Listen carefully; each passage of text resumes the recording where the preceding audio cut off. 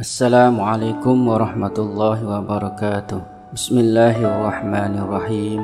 Zakat emas dan perak serta zakat wang simpanan.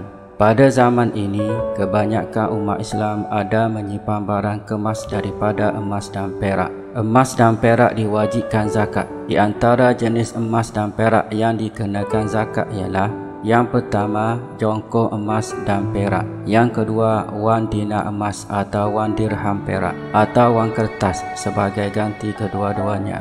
Yang ketiga, perhiasan rumah daripada emas dan perak seperti gelang emas atau pinggan perak. Yang keempat, barang kemas atau barang perhiasan yang dibuat daripada emas dan perak. Dalil kewajipan mengeluarkan zakat emas dan perak. Allah Subhanahu wa taala berfirman di dalam surah At-Taubah ayat 34, iaitu Bismillahirrahmanirrahim. Wallazina yaknizuna az-zahaba wal fiddah wa la yunfikunaha fi sabilillah fabashshirhum bi'azabin alim. Yang bermaksud, dan orang-orang yang menyimpan emas dan perak dan tidak menafkahkannya kepada jalan Allah, maka beritahukanlah kepada mereka bahawa mereka akan mendapat siksa yang pedih. Yang dimaksudkan dengan menyimpan ialah menahan harta yang berkaitan dengan zakat dengan tidak mengeluarkan zakat harta tersebut. Rasulullah sallallahu alaihi wasallam bersabda, iaitu man kanazaha falam yuaddi zakataha fawailul lahu. Yang bermaksud, barang siapa yang menyimpannya dan ia tidak menunaikan zakatnya, maka celakalah ia. Hadis riwayat Bukhari. Syarat-syarat wajib zakat emas dan perak di antaranya ialah: yang pertama, Islam; yang kedua, pemilikan sempurna atau penuh; yang ketiga, cukup haul setahun kamariah; yang keempat, merdeka; yang kelima, cukup nisabnya. Adakah dikenakan zakat barang kemas yang dipakai?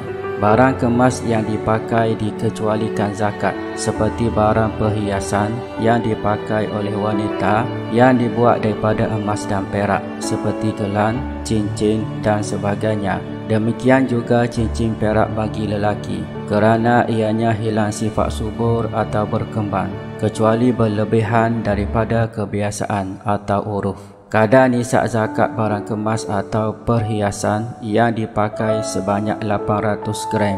Rasulullah sallallahu alaihi wasallam bersabda, iaitu yang bermaksud bahawa Abdullah bin Umar memakaikan perhiasan emas kepada anak-anak perempuannya dan khadam perempuannya, namun ia tidak mengeluarkan zakat dari perhiasan mereka. Hadis riwayat Imam Malik di dalam kitab Muwatta. Dalam hadis yang lain daripada Jabir radhiyallahu anhu, Rasulullah sallallahu alaihi wasallam bersabda, iaitu yang bermaksud tidak wajib zakat barang kemas. Hadis riwayat Baihaqi dan Daruqutni.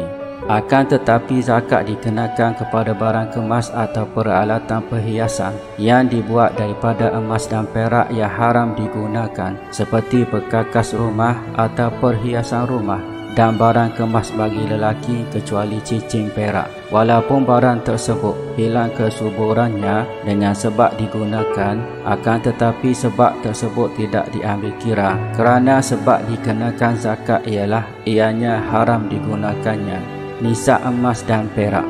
Kadar nisab bagi zakat emas dan perak ialah: yang pertama, nisab emas ialah 20 dinar, sebagaimana hadis Rasulullah sallallahu alaihi wasallam, iaitu walaisa 'alaika syai'un ya'ni fi zahabi hatta yakuna laka 20 dinaran. Yang bermaksud, dan tidak wajib ke atasmu berzakat pada harta emas sehingga kamu memiliki 20 dinar. Hadis riwayat Abu Daud. Maksud 20 dinar ini bersamaan dengan 20 miskal, atau yang mudah difahaminya bersamaan dengan 85 gram emas. Yang kedua, nisab perak ialah 200 dirham, sebagaimana hadis Rasulullah sallallahu alaihi wasallam, iaitu wala fi ma duna khamsi awakin shadaqatun. Yang bermaksud tidak diwajibkan zakat pada perak yang kurang dari 5 uqiyah. Hadis riwayat Muslim. 5 ukiyah bersamaan dengan 200 dirham atau dalam gramnya bersamaan 595 gram. Kedua-dua kadar nisab emas dan perak ialah 1/40 atau lebih mudah difahaminya ialah 2.5% sahaja. Kadar nisab emas dan perak ini berdasarkan hasil perbincangan Majlis Fatwa Kebangsaan yang digunakan oleh semua pusat zakat dan Majlis Agama Islam negeri-negeri di Malaysia, iaitu kadar nisab emas sebanyak 85 gram dan perak sebanyak 595 gram. Sebagai contoh pengiraannya, lihat jadual berikut.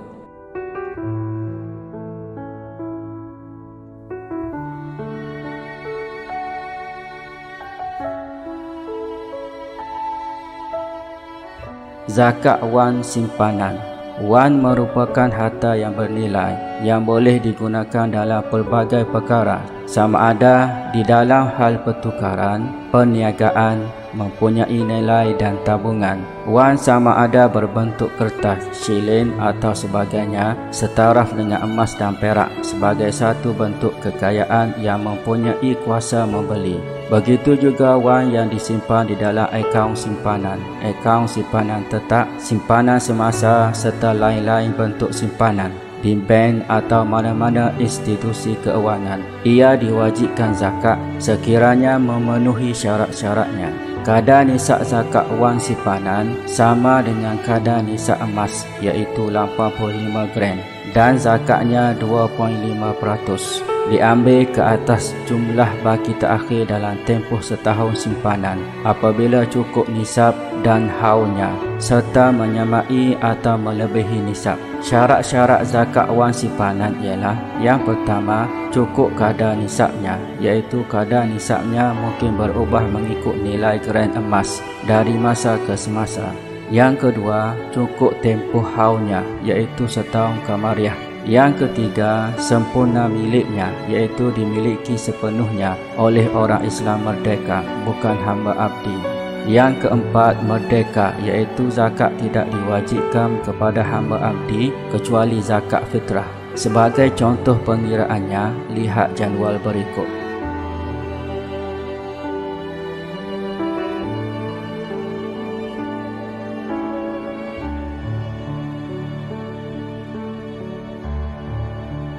Simpanan dalam beberapa akaun.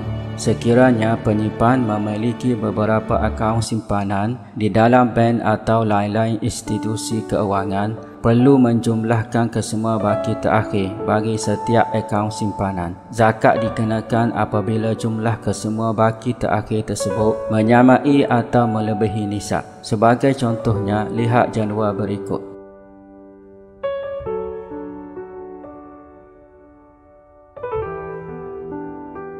Sekian, wallahu alam.